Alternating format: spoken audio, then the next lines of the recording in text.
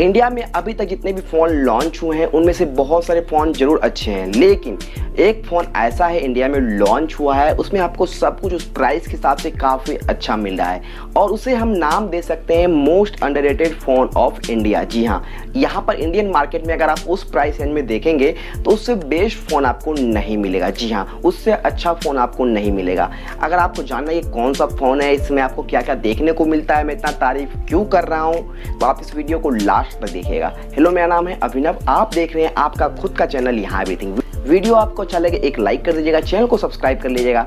तो दोस्तों, बात कर रहे हैं हम यहाँ पर एक Xiaomi के स्मार्टफोन के बारे में। जी हाँ, Xiaomi ने कुछ दिन पहले लॉन्च किया था इंडिया में रेडमी का Note 7 और Note 7 Pro। जी हाँ, Note 7 Pro तो अभी भी फ्लैश सेल में मिलना ही बहुत ज़्यादा मुश्किल है। जी हाँ, लेकिन उसके साथ जो फ़ोन लॉन्च हुआ रेडमी का Note 7, उसे जो है बिल्कुल तरीके से लोगों ने पसंद ही नहीं किया, ऐसा लग रहा है। यहाँ पर स्मार्टफोन अभी यहाँ पर खुलेआम बिक रहा है ओपन सेल में। इसका मतलब ये है कि यहाँ पर डिमांड उतना उस फ़ोन का नहीं है, लेकिन आपको जो रेडमी के Note 7 में आपको मिलता है देखने को, वो जो एक पैकेज है इस प्राइस रेंज में मेरे ख्याल से अभी इंडियन मार्केट में अवेलेबल नहीं है वैसा स्मार्टफोन। जी हाँ, हम बात कर रहे हैं 332 वाला वेरिएंट जो है रेडमी का Note 7। जी हाँ, यहाँ पर आपको मिलता है ग्लास बॉडी, काफ़ी अच्छा डिज़ाइन। जी हाँ, कलर वेरिएंट आपको रेड मिल जाएगा, ब्लू मिल जाएगा, ब्लैक मिल जाएगा।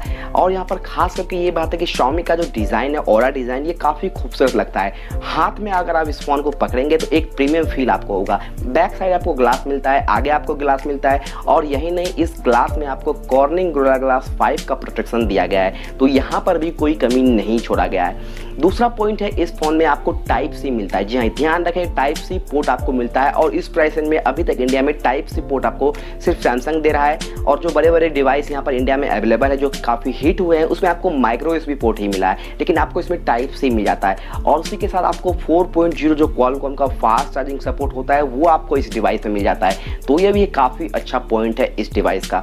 आपको बता दूं कि 4000 mAh का बैटरी मिलता है, एक बड़ा बैटरी है रेडमी Note 7 में, और ये फास्ट चार्जिंग को भी सपोर्ट करता है, तो काफ़ी अच्छा बात है इस फ़ोन के लिए। यहाँ पर परफॉर्मेंस में भी कोई कमी आपको देखने को नहीं मिलेगा। हालांकि यहाँ पर पुराना प्रोसेसर आपको मिलता है स्नैपड्रैगन का 660, लेकिन आपको पता होगा कि 660 जो है अभी 25,000 में भी इंडिया में बिक रहा है। जी हाँ, 25,000 वाले फ़ोन में भी आपको स्नैपड्रैगन का 660 मिलता है, और यहाँ पर आपको Xiaomi जो है 10,000 में 660 यहाँ पर फुल वर्जन जो है प्रोवाइड कर रहा है, तो कहीं से भी कमी आपको नहीं मिलेगा इस प्राइस रेंज में। यहाँ पर आपको हाइब्रिड सिम स्लॉट मिलता है, डेडिकेटेड SD कार्ड का स्लॉट होता है, तो काफ़ी अच्छा होता है। यहाँ पर थोड़ा सा कमी है, लेकिन यहाँ पर हम मैनेज कर पाएंगे।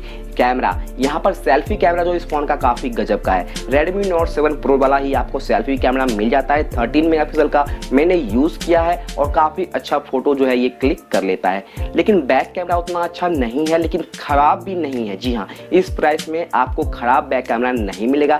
12+2 मेगापिक्सल का जरूर है, लेकिन इसका परफॉर्मेंस जो है काफ़ी अच्छा है, आप इससे डिसेंट जो फोटो क्वालिटी ले पाएंगे। लेकिन पोर्ट्रेट मोड जो है काफ़ी गजब का है। जी हाँ, आप इस हिसाब से देख सकते हैं। और यहाँ पर जो डिस्प्ले दिया गया है 6.4 इंच का डिस्प्ले है, यहाँ पर फुल HD प्लस डिस्प्ले है। जी हाँ, कॉर्निंग गोरिल्ला ग्लास 5 का प्रोटेक्शन है, डॉट नॉच यहाँ पर दिया गया है, बेजल यहाँ पर काफ़ी कम है। तो यहाँ पर इस हिसाब से अगर आप देखें प्राइस 9,999 रुपये है। अगर आप कंपेयर करेंगे अभी इंडियन मार्केट में जितने भी फ़ोन अवेलेबल है 10,000 के रेंज में सबसे अच्छा फ़ोन है ये, लेकिन फिर भी लोगों ने इसे पसंद नहीं किया। लेकिन अगर आप यहाँ पर 10,000 के रेंज में अभी इंडिया में कोई फ़ोन खरीदना चाहते हैं तो रेडमी Y3 ये वो फलना डिकाना सब भूल जाइए, आपको रेडमी Note 7 की तरफ से जाना चाहिए। जी हाँ, ये फ़ोन काफ़ी अच्छा है। उम्मीद है आपको वीडियो अच्छा लगा होगा। रेडमी Note 7 Pro का आपको डिज़ाइन कैसा लगा, आपको क्या इसमें कमी लगा, नीचे कमेंट बॉक्स में बताइए। हम मिलते हैं आपसे नेक्स्ट वीडियो में, तब तक के लिए दोस्तों धन्यवाद, बाय बाय।